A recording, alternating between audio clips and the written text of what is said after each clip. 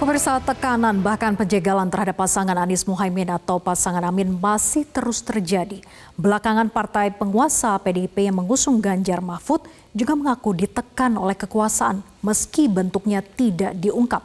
Lalu apa perbedaan tekanan terhadap pasangan Amin dan klaim tekanan yang dilontarkan PDIP?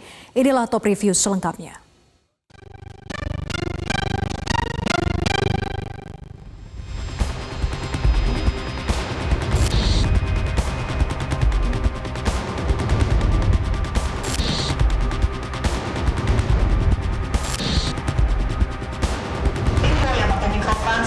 Inilah suasana diskusi bertema Finding the Justice Governance Path for the Development of Indonesia yang digelar di Auditorium Magister Manajemen Universitas Gadjah Mada, Yogyakarta pada Jumat 17 November lalu. Acara diskusi ini sedianya mengundang Capres nomor urut 1 Anies Baswedan. Namun mantan Gubernur DKI Jakarta itu tidak jadi berpartisipasi. Musababnya menurut panitia acara ada larangan dari pihak UGM disertai ancaman pembubaran jika Anies tetap hadir sebagai pembicara. Larangan ini muncul satu hari sebelum diskusi dilaksanakan melalui pesan WhatsApp dari pihak pengelola kepada panitia. Pesan itu berisikan teguran yang diduga berasal dari Rektorat UGM kepada panitia acara yang intinya berbunyi agar Anies tidak dijadikan pembicara dalam diskusi itu. Mantan Menteri Perdagangan yang juga merupakan bagian timnas pemenangan Amin, Thomas Lembong, akhirnya hadir menjadi pembicara menggantikan Anies. Konfirmasi yang kami terus kejar, kemudian ada satu rekomendasi ya dari pengelola tempat yang tentu saja kampus UGM, karena kita sifatnya menyewa tempat di sini. Rekomendasinya yaitu bahwa tidak menyarankan kehadiran tokoh ini, Bapak ABW, Bapak Anies Baswedan, karena dianggapnya melekat dengan unsur-unsur politis di fase-fase saat ini. Nah, tentu saja kami sudah berargumen bahwa secara konsep acara maupun tema yang kita usung adalah pure akademik. Tidak mengendorse, bukan kampanye yang kalau secara eksplisit kita artikan adanya alat peraga maupun hal-hal yang sifatnya mengajak ada call to action, itu kita benar-benar antisipasi dan kita clear betul dalam kepesertaan dan sebagainya. Kita sudah menjelaskan itu, tapi tentu saja dari pihak kampus kemudian juga menuliskan di situ ada redaksi bahwa apabila tetap mendatangkan, memaksakan seperti itu akan ada aparat keamanan yang menertibkan acara ini atau dalam bahasa sederhananya dibubarkan. Ini bukan kali pertama Anies dijegal untuk menjadi pembicara. Selama masa sosialisasi pencapresan, beberapa kali acara yang mengundang Anies, gedung tempat kegiatan digembok oleh pihak-pihak yang tidak menginginkan Anies bicara. Di antaranya acara diskusi bersama komunitas aktivis pro-demokrasi dan pergerakan mahasiswa yang tergabung dalam Change Indonesia di halaman gedung Indonesia Menggugat, Kota Bandung, Jawa Barat awal Oktober lalu. Gedung tempat diskusi digembok dan akhirnya acara tetap digelar di halaman gedung Taman Budaya Jawa Barat.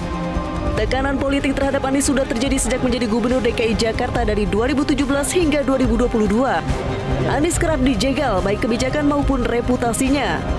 Salah satunya adalah kebijakan menggelar balap Formula E. Tekanan bukan hanya melalui DPRD DKI tapi juga dari media sosial. Bahkan kebijakan mendatangkan balap Formula E juga dipersoalkan secara hukum dan beberapa kali Anies diperiksa KPK. Penjegalan bukan hanya terjadi pada Anies Baswedan tapi juga cawapresnya Muhaimin Iskandar. Beberapa hari setelah resmi mendeklarasikan diri sebagai pasangan Anies, Gus Muhaimin ditolak untuk membuka acara Musabakoh Tilawatil Quran atau MTQ di Kabupaten Tanah Laut, Kalimantan Selatan pada 5 September. Panitia mengaku diminta Bupati Tanah Laut Sukamta untuk menolak kehadiran Gus Imin. Diketahui Sukamta merupakan kader PDI Perjuangan. Satu hari kemudian Muhaimin Iskandar juga dipanggil KPK dan diperiksa sekitar 5 jam. Ketua Umum PKB ini diminta keterangannya dalam perkara pengadaan sistem proteksi tenaga kerja Indonesia yang dilakukan Kementerian Tenaga Kerja pada tahun 2012. Banyak kalangan termasuk pengamat politik meyakini pemeriksaan terhadap Muhaimin itu bermotif politik. Pasalnya pemeriksaan dilakukan hanya beberapa hari setelah Muhaimin deklarasi sebagai cawapres pendamping Anies. Belakangan PDI Perjuangan yang mengusung pasangan Ganjar Pranowo dan Mahfud MD juga mengaku mendapatkan tekanan politik. Hal itu disampaikan Sekjen PDIP Hasto Kristianto. Bahkan Hasto mengaku sudah menjalin komunikasi dengan tim pasangan Anies Muhaimin terkait adanya tekanan. Namun klaim Hasto itu ditolak mentah-mentah oleh kubu pasangan Amin. Diminta tanggapannya soal adanya capres lain yang merasa mendapatkan tekanan dari penguasa, Anies berseloroh bahwa dirinya sudah bertahun-tahun menjalani tekanan politik. Kalau saya udah bertahun-tahun jalanin begini. Tidak heran jika pada saat deklarasi pasangan Anies Mohaimin di Surabaya pada 2 September 2023 lalu, Anies Baswedan menekankan pentingnya nyali untuk mengarungi kompetisi politik pemilu 2024. Ketika sekelompok kaum intelektual di Jakarta memilih merdeka, anak-anak muda di tempat ini menyatakan, saya hibahkan nyawa saya untuk republik yang merdeka. Sebuah keputusan luar biasa. Dan keberanian itu kemudian menular. Insya Allah ini menandai juga kita ambil nyali itu. Karena nyali itulah yang menjadi bekal untuk menghadapi ikhtiar perubahan ini. Katanya pemimpin itu pemimpi plus N, Bang. Pemimpi plus N. N-nya apa? Nyali. Hingga hari ini dari 3 pasangan capres-cawapres yang ada, tidak ada pasangan yang mendapatkan tekanan politik sebesar pasangan nomor urut 1 Anies Baswedan dan Muhaimin Iskandar.